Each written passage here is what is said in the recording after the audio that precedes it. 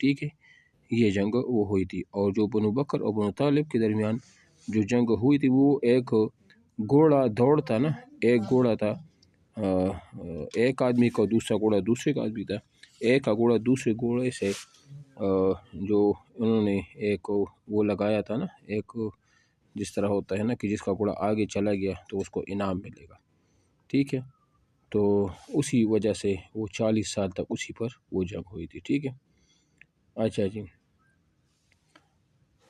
عرب کی معیشت کا انحصار زیادہ تر تجارت پر تھا، اور دوسرا ذریعہ معاش جنگوں اور حملوں کے ذریعے کمزور قبیلوں کی مال اور دولت کی لوٹ مار تھا۔ نہ کوئی تجارت حفاظت کے ساتھ اپنی منزل پر پہنچ سکتا تھا، نہ کوئی چھوٹا یا کمزور قبیلہ اکیلا اپنا دفاع کر سکتا تھا، ٹھیک ہے۔ اچھا جی، آواز آ رہی ہے؟ اچھا جی، رسول اللہ صلی اللہ علیہ وسلم جب تک مکہ میں رہے، مسلمانوں نے قریش کی مکہ کی بے پناہ مظالم برداشت کی۔ ہجرت کے مدینہ چلی گئی تو قریش نے پورے خطے کو، تمام زوراور قبائل کو اپنے ساتھ لیا۔ ادھر مدینہ میں مسلمانوں کی صورتحال ابھی نوخیز پودے کی طرح تھی، جس کے اندر کوئی سختی ہوتی نہ خود قائم رہنے کی طاقت، جو چاہے اس کو توڑ مروڑ سکتا تھا۔ اسی صورتحال کو قرآن مجید میں ان لفظوں میں وہ بیان کیا گیا ہے، وَاذْكُرُوا إِذْ أَنْتُمْ قَلِيلٌ مُسْتَضْعَفُونَ فِي الْأَرْضِ تَخَافُونَ أَنْ يَتَخَطَّفَكُمُ النَّاسُ، ٹھیک ہے۔ یہ اس صورتحال میں نبی علیہ الصلوٰۃ والسلام نے معاشرے میں امن و سلامتی قائم کرنے کے لیے غیر معمولی وہ جد و جہد جو ہے نا وہ ترجیح دے کر زیادہ اہم اپنایا۔ دوسرا، مدینہ کے باشندوں کو گرد و نواح اور بیرونی حملوں سے محفوظ کرنے کے لیے تمام شہروں سے ایک عہد وہ لیا۔ اس عہد کے مطابق وہ بیرونی حملہ آوروں کی مدد نہ کرنے کے پابند ہو گئے۔ اس کے بعد آپ علیہ السلام نے مدینہ کی گرد و نواح یہودیوں سے بھی معاہدہ امن کر لیا۔ ان معاہدوں کے تمام فریق شہری امن و سلامتی اور اندرونی دفاع کو ہر صورت قائم رکھنے کے وہ پابند تھے۔ یہی وجہ ہے کہ غزوہ بدر، غزوہ احد میں مدینہ کے آس پاس سے قریش کو کوئی زیادہ حمایت نہیں مل سکی۔ اب ایک طرف مسلمانوں کی قوت بڑھ رہی تھی اور دوسری طرف قریش بڑی طاقتوں کو اپنا ہمنوا بنانے میں وہ مصروف تھے۔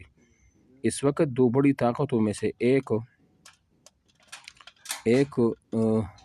تھا، ٹھیک ہے۔ رسول اللہ صلی اللہ علیہ وسلم نے اللہ کی مدد سے قریش کو اس کے تمام اتحادیوں سمیت اپنے مذموم مقاصد میں کامیاب نہ ہونے دیا، یہاں تک کہ قریش احزاب کی جنگ میں بھی ناکام واپس وہ لوٹے تھے، جو کل ہم نے پڑھ بھی لیا تھا۔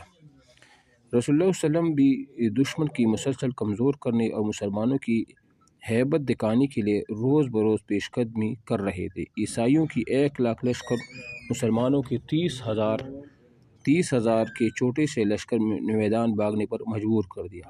یہاں تک روم کی جنگی تیاروں کی خبر سن کر مسلمان سے بھی پہلے موتا کے مقام تک پہنچ گئے۔ دشمن نہ آیا تو کئی ہفتے انتظار کے بعد وہ واپس لوٹے۔ یہ سارا کچھ ہم بتا بھی چکا ہے، اہم سیکیورز اس میں تھے۔ ان تمام جدوجہد اور جنگی کارروائیوں کا مقصد قتل و غارت گری نہیں تھا، اس کا مقصد ملک میں امن و امان اور سکون اور سلامتی قائم کرنا تھا۔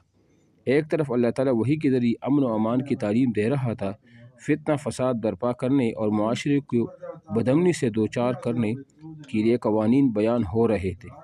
دوسری طرف رسول اللہ صلی اللہ علیہ وسلم فتنہ فساد کی خوگر تمام طاقتوں کے خلاف جنگ کر رہے تھے۔ مدینہ کی یہودی قبیلوں بنو قینقاع، بنو نذیر نے عہد شکنی کی، اپنی طاقت کی گھمنڈ اور قریش کی اکساہٹ پر مسلمانوں سے چھیڑخانی شروع کر دی۔ نتیجے میں انہیں خیبر کی جنگ میں شکست اٹھانی پڑی اور جو بچ گئے تھے انہیں مدینہ سے وہ جلاوطن کیا گیا، ٹھیک ہے۔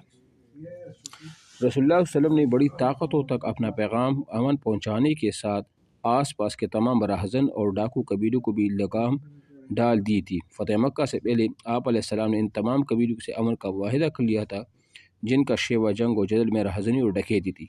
آپ علیہ السلام کے امن معاہدوں کو دیکھیں تو ان کی تعداد درجنوں میں ہے۔ اسی طرح آپ علیہ السلام کی داغی امن ہونے کی اس سے بڑی مثال کیا ہو سکتی ہے کہ وہ قریش جن کو 22 سالہ قتل و غارت کو بھول جانا ممکن نہیں، رسول اللہ صلی اللہ علیہ وسلم نے فتح مکہ کی عام معافی کا وہ اعلان کر دیا۔ امن و امان کی قیام کی یہ مثالی برسر جنگ دشمنوں کے ساتھ آپ علیہ السلام کے سلوک کو ظاہر کرتی ہے۔ رسول اللہ صلی اللہ علیہ وسلم کی امن پسندی اور امن قائم کرنے کے لیے یہ جدوجہد زندگی کے آخری لمحات تک جاری رہی۔ آپ صلی اللہ علیہ وسلم نے اپنے عالمگیر خطبہ حجت الوداع میں بھی امن و سلامتی کا دائمی درس وہ دیا۔ ایک پرامن اور پرسکون معاشرے کو قائم کرنے کے اصول بتائے، انسانیت کے لیے تباہ کن تمام جائز رسومات اور ہدایات اصول و قوانین کا وہ خاتمہ وہ کر دیا۔ اب آپ آ جائیے ادھر مشق پر۔ اچھا، الف، رسول اللہ صلی اللہ علیہ وسلم جب تک مکہ میں رہے مسلمانوں نے قریش مکہ کی بے پناہ مظالم برداشت کی۔ ہجرت مدینہ کے بعد مکہ کے کافر مشرک ہو گئے پرامن، مسلمانوں کے خیرخواہ، اسلام مخالف تمام زوراور قبائل سے مسلمان ہاں جی یہ ہو گئے، ٹھیک ہے۔ اچھا، با، اسلام سے قبل عرب میں قبیلوں کی آپس میں جاری تھی سالہ سال تک فلاح بہبود، سالہ سال تک جنگ و جدل، سالہ سال تک صلح، سالہ سال تک امن و سلامتی۔ ہاں، اس میں تین جنگیں ہیں نا، ایک کا نام ہے جنگ بغاس جو کہ اوس اور خزرج کے درمیان ہوا، دوسرا جنگ تھا وہ جس کو جنگ بنو بکر اور بنو طغلب کی درمیان ایک جنگ ہوئی تھی، اور ایک اور بھی جنگ تھی جس کو جنگ بسوس بھی کہا جاتا ہے، بسوس، جو ایک بوڑھی عورت کی وجہ سے، اس کی اونٹنی کی وجہ سے وہ جنگ وہ ہوئی تھی۔ تو یہ اسلام سے پہلے یہ جنگیں ہوئی تھی، ٹھیک ہے۔ نہیں، جنگ بغاس تو اوس اور خزرج میں آپس میں جو قبیلے تھے نا الگ الگ، اس اپنے قبیلے میں ان کے درمیان ہوئی تھی، ٹھیک ہے نا۔ بنو بکر اور بنو طغلب کے درمیان ہوئی تھی، ٹھیک ہے نا۔ اچھا جی، جیم، مدینہ پہنچتے ہی آپ علیہ السلام نے مسلمانوں کو متحد کرنے کی خاطر قائم کیا میثاق مدینہ، مواخات، صلح حدیبیہ، بیعت عقبہ۔ جی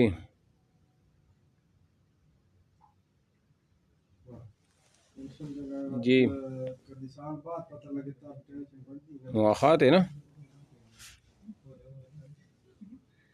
ٹھیک ہے۔ دال، عیسائیوں کے 1,00,000 کے لشکر کو مسلمانوں کی 30,000 کی چوٹی سے لشکر نے میدان سے بغیر جنگ کے بھاگنے پر مجبور کر دیا، تو کئی ہفتے انتظار کے بعد وہ واپسی ہوئی۔ غزوہ موتا، بدر، احزاب ہونے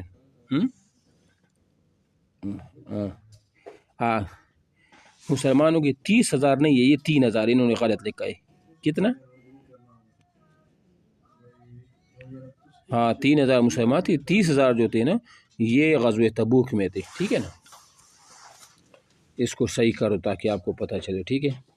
اچھا جی، اور یہ جو ہے نا یہ غزوہ موتا کے بارے میں اگر ہے تو پھر 3,000 ہوگا، 30,000 جو ہے نا وہ ادھر کیا کہتے ہیں جنگ تبوک کے بارے میں۔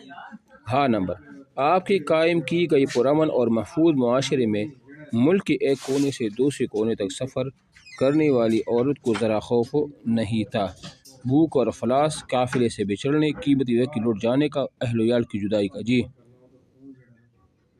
ہاں جی، ہاں جی، قیمتی وزارات کی لٹ جانے وہ کا، کیونکہ امن و امان تھا، اس وجہ سے یہ سارا کچھ جو ہے نا وہی طرح تھا۔ اچھا جی۔